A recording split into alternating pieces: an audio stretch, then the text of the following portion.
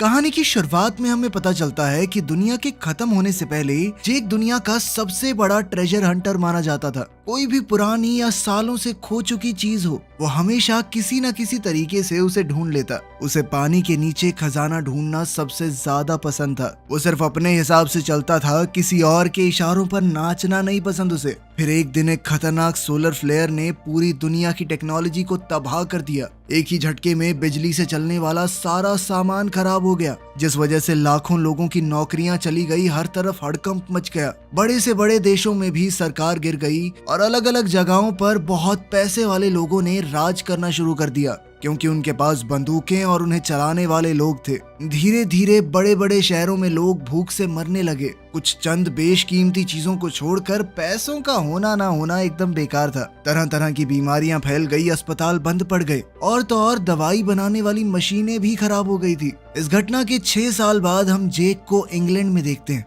वो अभी भी एक ट्रेजर हंटर के तौर पर काम कर रहा था। वो थोड़ा संभलते हुए एक पुराने से इलाके में गया। थोड़ी देर आसपास देखा, फिर एक होटल में घुस गया और सीढ़ियां चढ़ के पेंट हाउस तक गया। वहाँ एक बड़ा किताबों का शेल्फ था, जिसे उसने ध्यान से देखा और उसके पीछे एक छुपा हुआ कमरा मिला। जेक ने तुरंत छोटे छोटे बम लगाए और स्टील का दरवाजा उड़ा दिया। उसने अपनी बैटरी जोड़ी ताकि लाइट मिल सके। वहाँ एक तिजोरी है जिसमें कीपैड और पासवर्ड चाहिए। जेक ने चाबी पर लगे उंगलियों के निशान देखे और अपनी एक कॉपी में सारे अक्षरों को लिखकर सही पासवर्ड का अंदाजा लगा लिया। तिजोरी खोलने पर उसे पुराने म्यूजिक रिकॉर्ड्स मिले। उसने वही रिकॉर्ड बजाया जिसका नाम पासवर्ड था। जैसे ही म्यूजिक बजने लगा, एक दूसरी छुपी हुई तिजोरी खुल गई, जिसके बाद जेक ने उसमें से एक महंगा वायलिन निकाला। तभी पुलिस की यूनिफॉर्म पहने हुए कुछ गुंडे अंदर घुस आए और जेक से वायलिन मांगने लगे। जेक ने मना कर दिया और धमकी दी कि एक कदम आगे बढ़ाया ना, तुम में से एक जिंदा नहीं जाएगा यहाँ से। पर गुंडे ने फिर भी उसके ऊपर हमला कर दिया।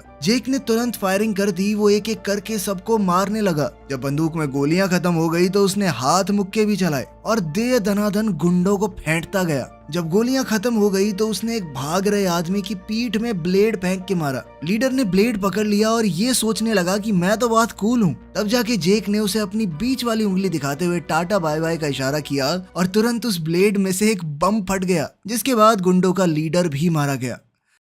कुछ देर बाद जेक एक बड़ी सी हवेली में गया जो अब एक फैक्ट्री बन चुकी है और वहाँ बहुत सारे गार्ड्स भी हैं। उसने वो वायलिन एक वॉर लॉर्ड के असिस्टेंट को दिया। उसने कहा कि राजा ऑगस्ट तुम्हें एक और काम देना चाहते हैं। जेक को बड़ा अजीब लगा कि ये वॉर लॉर्ड अपने आप को राजा बुलवा रहा है। उसने मना कर दिया, क्योंकि इस काम के लिए उसे समुद्र पार जाना होगा दूसरे देश में। वहाँ पर क्या हाल है कोई नहीं जानता। जब ऑगस्ट ने ये सुना कि जेक ने मना कर दिया है तो उसने अपने असिस्टेंट से कहा कि उसे एक ऐसा ऑफर दो जो वो मना ना कर सके। इसके बाद जेक अपने घर वापस आया। उसके घर पर एक टूटी हुई बोट मौजूद थी। उसने अपने घर पर तरह तरह के जाल बिछाए हुए थे ताकि कोई भी चुपके से उसके घर में घुस ना सके, और साथ ही उसने अपने कुत्ते को खाना भी खिलाया। फिर उसने अपनी पेमेंट को चेक किया, जिसके अंदर थोड़ा खाना, कुछ चीजें और एक रिकॉर्ड था। उसने रिकॉर्ड बजाया और खाना खाते हुए ड्रिंक करते हुए सो गया। रात को उसने सपना देखा कि वो एक नई बोट में दुनिया भर में घूम रहा है। सुबह वो आवाज सुन के उठ गया। बाहर गया तो देखा कि एक सिपाही उसके ट्रैप में फंसा हुआ था। सिपाही ने कहा कि राजा तुमसे मिलना चाहते हैं।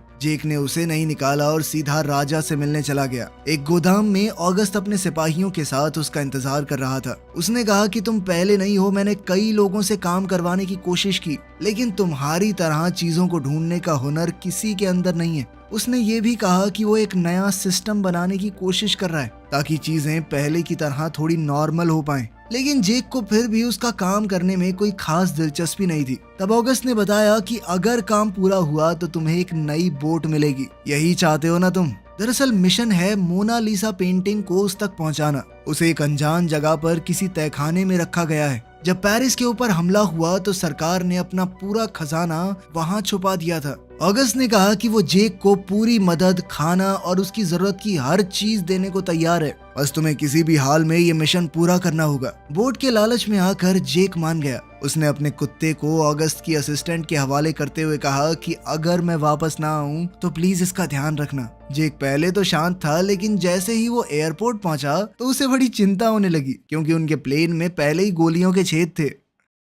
ऑगस्ट ने जेक को मैप दिखाते हुए पूरा रास्ता समझाया। कहाँ कहाँ दुश्मन भरे पड़े हैं, कहाँ कहाँ शांति, सब कुछ बताया। ऑगस्ट ने ये भी बताया कि पेरिस शहर के सेंटर में मेरा एक आदमी तुमसे मिलेगा, बस वहां तक पहुंच जाओ, आगे वो तुम्हें गाइड करेगा। जैसे ही तुम्हें मोनालिसा मिल जाए तो उसके 3 घंटे के अंदर अंदर मैं तुम्हें वहां से निकालने का इंतजाम कर दूंगा। शाम को जेक प्लेन में चढ़ गया। पायलट काफी जवान है और कहने लगा कि सब कुछ ठीक है, चिंता मत करो। पर जेक देखकर समझ पा रहा था कि प्लेन के अंदर दिक्कत तो है, ये ढंग से उड़ा नहीं पा रहा। कुछ देर बाद पायलट ने कहा कि देखो हमारा ना फ्यूल थोड़ा लीक हो रहा है, तो रास्ते में पैराशूट से कूदना पड़ेगा। ये सुनकर बेचारा जेक बौखला गया। उसने कहा कि भाई मैं पहले नहीं कूदा पैराशूट से, चलाते कैसे हैं इसे? लेकिन पायलट बिजी था, कुछ खास मदद नहीं कर पाया। कुछ देर बाद जेक सो गया और उसने एक सपना देखा। वो फिर से बोट में था और इस बार एक लड़की भी थी उसके साथ। अचानक प्लेन तेजी से हिलने लगा और जेक उठ गया। उनके ऊपर हमला हो रहा था। पायलट जैसे तैसे प्लेन को बचाने की कोशिश कर रहा था,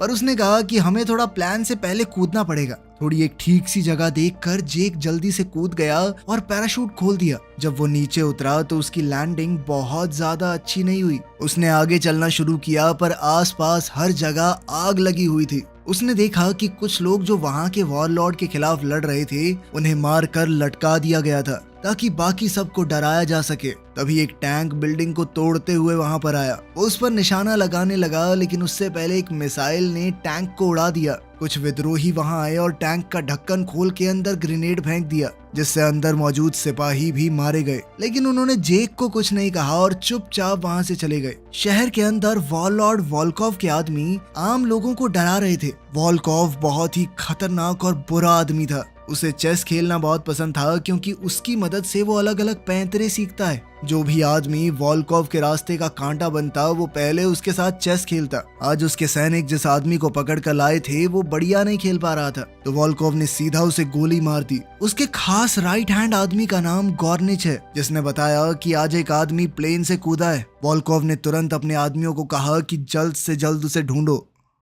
सुबह जेक शहर के एक दूसरे हिस्से में पहुंचा। वहां के लोग गरीबी में जी रहे थे और वोल्कोव से बहुत डरते थे। जेक ने कार के पीछे से कुछ पुराने कपड़े उठाए और अपने अच्छे कपड़े वहां छुपा दिए। वहीं पास में सिपाही सभी लोगों को इकट्ठा करके रूल समझा रहे थे। उन्होंने कहा कि कर्फ्यू तोड़ने पर कड़ी सजा मिलेगी। फिर लोगों में डर बनाए रखने के लिए उन्होंने 2 विरोधियों को सबके सामने मार दिया। जब जेक वहां से निकलने लगा तो सिपाहियों ने उसे घेर लिया और कहा कि बैग नीचे फेंको। जेक ने बड़ी चालाकी से बैग एक आदमी के चेहरे पर फेंका और जल्दी से लड़ाई शुरू हो गई। उसने एक सिपाही का हाथ कार के दरवाजे में फंसा दिया और फिर दूसरे का सर साइड व्यू मिरर पे दे मारा। एक सिपाही ने चाकू से हमला किया, पर जेक ने उसका हाथ पकड़ के उसी चाकू से उसे मार दिया। कुछ ही सेकंडों में सब नीचे गिर गए और जेक निकलने के लिए तैयार हो गया। एक और सिपाही छुपकर बाहर आया और जेक पर गोली चलाने की तैयारी करने लगा, लेकिन उसके गोली चलाने से पहले ही एक लड़की ने उसका गला काट डाला। इस लड़की का नाम है ड्रिया। वो अगस्त के लिए काम करती है और अब जेक की मदद करेगी।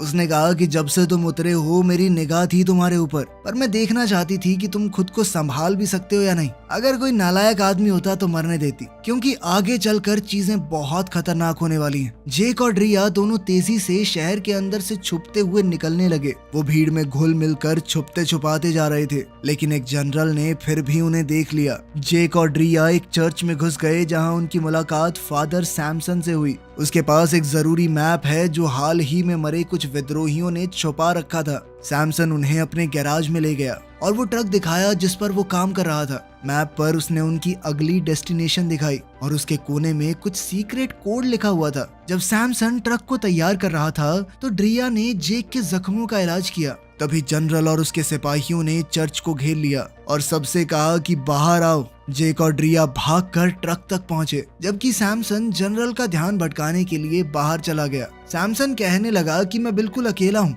लेकिन सिपाहियों ने उसकी बात नहीं मानी। कुछ सिपाही चर्च के अंदर ढूंढने चले गए। बाहर सैमसन ने अपनी बंदूक निकाली और जनरल के हाथ में गोली मार दी, जिसके बाद तुरंत ही बाकी सिपाहियों ने उसे गोलियों से भून दिया। अंदर सिपाही भी गैराज तक पहुंचे और ट्रक के अंदर बैठे जेक को देखकर उनका ध्यान भटक गया। तभी ड्रिया ने अचानक पीछे से हमला करके उन लोगों को मार दिया, कुछ को बंदूक से तो किसी को चाकू से। बाहर वाले सिपाही अभी भी सैमसन पर गोलियां चला रहे थे, इसीलिए उन्हें अंदर चलने वाली बंदूकों की आवाज नहीं आई। लेकिन जैसे ही जेक ने ट्रक स्टार्ट किया तो रेडियो जोर से बजने लगा और उन्हें आवाज सुनाई दे गई। एक इशारे पर टैंक ने चर्च पर गोले बरसा दिए, लेकिन जेक और ड्रिया एन मौके पर गैराज का दरवाजा तोड़कर ट्रक लेकर निकल गए। सिपाहियों ने धुआंधार फायरिंग की पर गोलियों का ट्रक के ऊपर कोई असर नहीं हो रहा था। अब जेक ने ट्रक को एक रैंप पे चढ़ाकर टैंक के ऊपर से कुदा दिया और वो लोग वहां से बचकर निकल गए। लेकिन अभी भी वोल्कोव के कुछ सिपाही बाइक्स पर उनका पीछा करने लगे।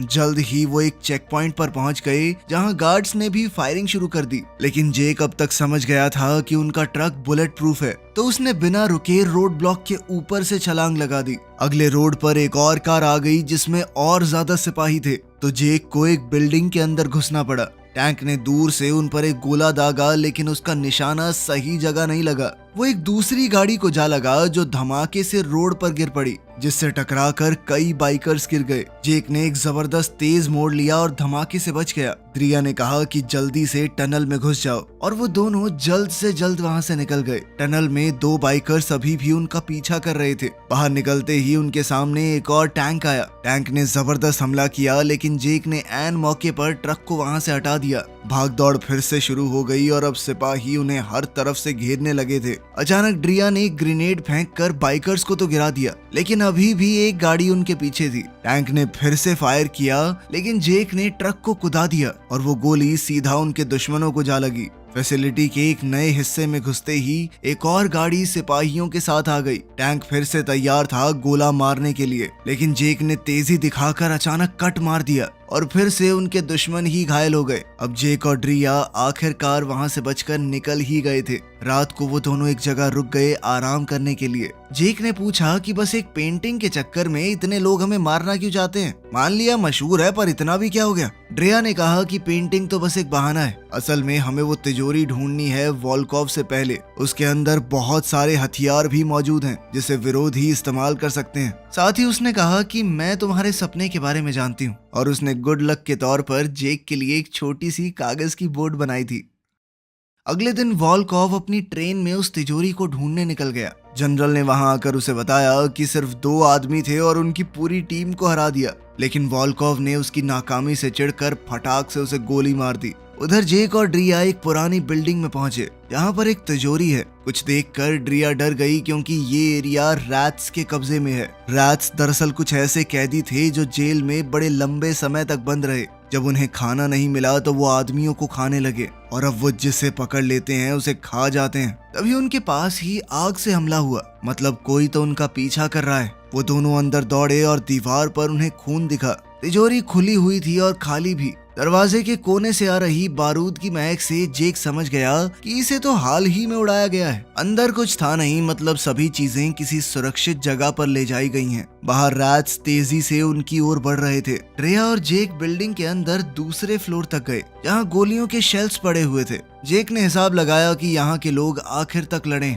मेन ऑफिस में उन्हें एक पुराना कैबिनेट मिला और उसके पीछे एक नकली दीवार थी जिसके अंदर एक नोटबुक छुपाई गई थी, लेकिन उसके अंदर फ्रेंच भाषा में लिखा हुआ था जो कि जेक को नहीं आती थी। जिसके बाद ड्रिया ने उन नोट्स को उसके लिए अंग्रेजी में ट्रांसलेट किया और मैप के कोऑर्डिनेट्स लिख दिए, लेकिन जेक को उन कोऑर्डिनेट्स के ऊपर थोड़ा शक हुआ। उसने कहा कि ये लोग खजाने को बचा रहे थे, वो असली जगह ऐसे ही तो नहीं बता देंगे। फिर वो मैप का इस्तेमाल करके असली जगह का पता लगाने की कोशिश करने लगा। तभी रैट्स बिल्डिंग में घुस आए। ड्रिया जल्द से जल्द भागना चाहती थी, पर जेक ने कहा कि ये करने से पहले नहीं जा सकते। जल्द ही उसने सही जगह का नाम डिकोड कर ही लिया। नाम आया सेंटर हॉफ। ड्रिया ने बताया कि ये तो एक मशहूर किला है, और साथ ही मैप में वो जगह जेक को दिखाई। उधर रैट्स सब तेजी से सीढ़ियां चढ़ रहे थे, लेकिन इतने में जेक और ड्रिया खिड़की से बाहर निकल गए। जेक ने उस कमरे के दरवाजे के हैंडल पर एक ग्रेनेड छोड़ा था। जैसे ही रैट्स ने दरवाजा खोला, जबरदस्त धमाका हुआ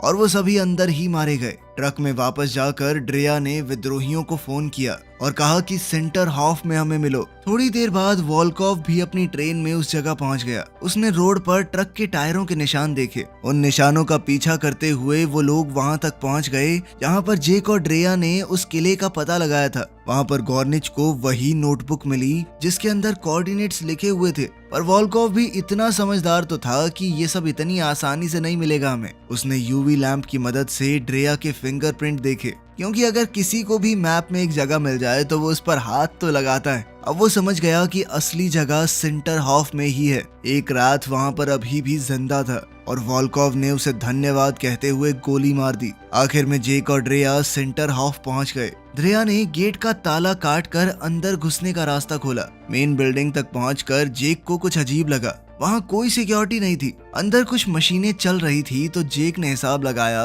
कि शायद सोलर पैनल से ये सब हो रहा होगा। ड्रेया ने उस जगह के ब्लूप्रिंट देखे और समझ गई कि जो आवाज गूंज रही है वो वॉल्ट के एयर फिल्ट्रेशन सिस्टम की है, मतलब वो तिजोरी अभी भी बंद है। जेक ने प्लान बनाया कि जहाँ से हवा जा रही है वो उसी सुरंग से अंदर जाएगा, लेकिन उसके बीच में एक बहुत बड़ा पंखा था। ड्रेया ने कहा कि मैं सोलर पैनल्स को ढूंढती हूँ ताकि पंखे को बंद कर सकूं, और जेक आगे बढ़ने लगा। सबसे ऊपर वाले फ्लोर पर जेक को एक रस्सी मिल गई और उसने उसे एक वॉल्व से बांध दिया। फिर उसने अपना बैग उठाया और उससे एक सेफ्टी बेल्ट बनाई और फिर सेफ्टी बेल्ट को रस्सी से बांध दिया। अब वो धीरे धीरे सुरंग के नीचे उतरने लगा। नीचे तेज रफ्तार में एक पंखा घूम रहा था। अगर वो उससे टकराया तो चीथड़े उड़ जाएंगे। वो बड़े ध्यान से ये सब कर रहा था, लेकिन रस्सी धीरे धीरे घिसने लगी।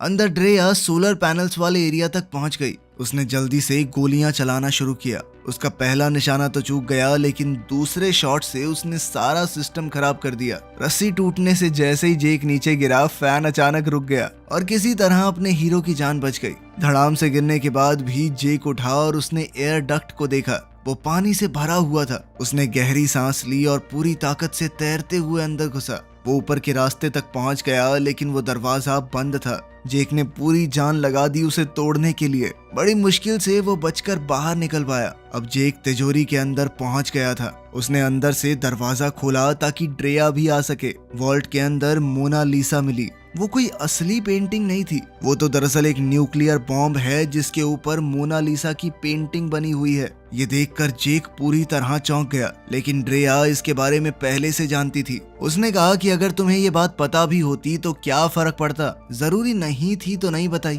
ड्रेया ने बताया कि जब अमेरिका ने जापान के ऊपर बम गिराया था तब उन्होंने एक बम रशिया के लिए भी बचा कर रखा था। ये वही बम है और अगस्त से इस्तेमाल नहीं करना चाहता। वो बस वॉल्कोव जैसे खतरनाक लोगों से इसे दूर रखना चाहता है, क्योंकि अगर उनके हत्थे चढ़ गया तो वो चला देंगे। जेक ने कहा कि कोई भी वॉर लॉर्ड भरोसे के लायक नहीं है, ना वॉल्कोव ना अगस्त। साथ ही उसने कहा कि वॉल्कोव के खिलाफ लड़ने का कोई फायदा नहीं है, वो बहुत ताकतवर है, आखिर में वो ही जीतेगा। खैर जल्द ही कुछ विद्रोही वहां आए ड्रेया की मदद करने के लिए, लेकिन अब जेक कहने लगा कि मुझे तुम सबसे कुछ लेना देना नहीं है, मैं जा रहा हूँ, मुझे इस सब का हिस्सा नहीं बनना। इतना कहकर वो ट्रक में बैठा और वहां से निकल गया। थोड़ी देर बाद वॉल्कोव की ट्रेन सेंजर हाफ पहुंची और उसके सिपाहियों ने फायरिंग शुरू कर दी। विद्रोहियों ने बचने की बहुत कोशिश की, लेकिन सिपाहियों ने उन्हें मार गिराया। गॉर्निच ने अपनी मिसाइल से हमला करके ट्रक को उड़ा दिया। अब वॉल्कोव को उस तिजोरी की चाबी मिल गई थी और उसने बम को ट्रेन में रखवा लिया।